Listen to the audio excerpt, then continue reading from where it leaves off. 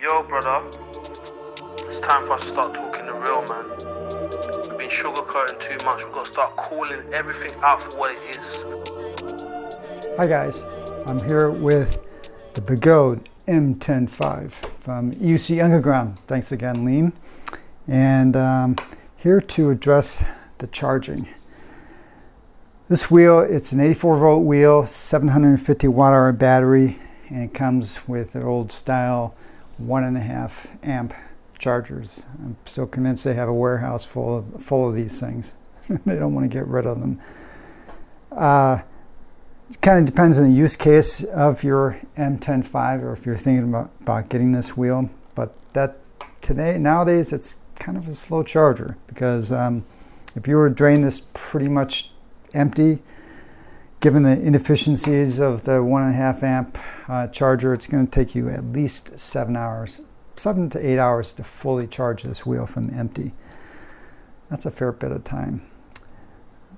Question has come up, how fast can we charge this wheel? Now, if I'm looking at the spec sheet, it really doesn't say anything about that. All it says is it comes with the 1.5 amp charger. And it does have the 50S batteries, which supposedly can take a good charge, and is also good at outputting a lot of power. What I have here is the Roger charger, and I have a few of these, but this is the old, I think it might be the V1, the very first one that Roger was making or distributing. And analog, but what I like about this is it outputs between 0 and 140 volts. So it's very flexible in charging lower voltage wheels or other devices, particularly if you needed to charge like even a modern 168 volt wheel. If you wanted to charge just one of the battery packs, that's going to be less than 100 volts. And this kind of a charger can come in handy.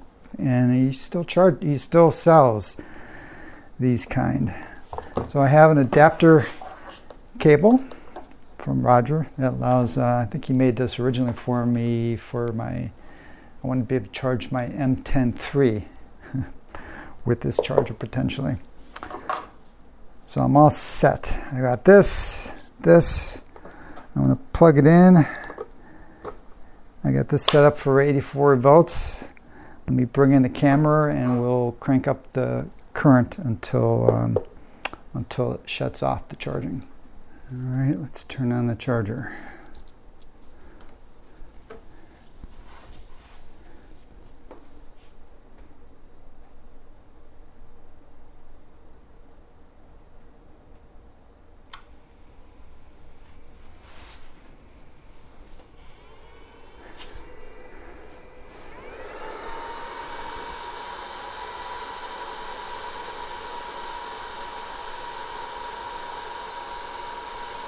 .2 amps,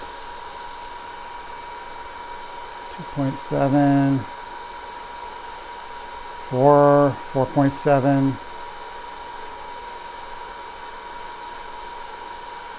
Yep.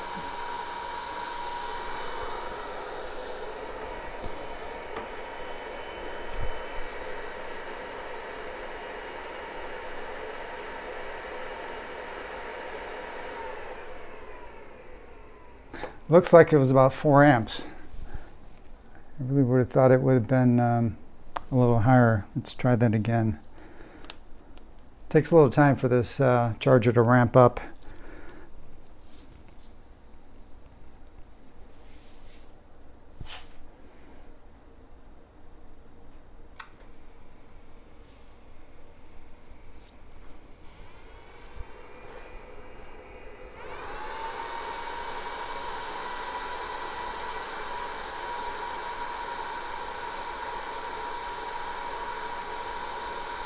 Three 3.9, 3.8, 4.7.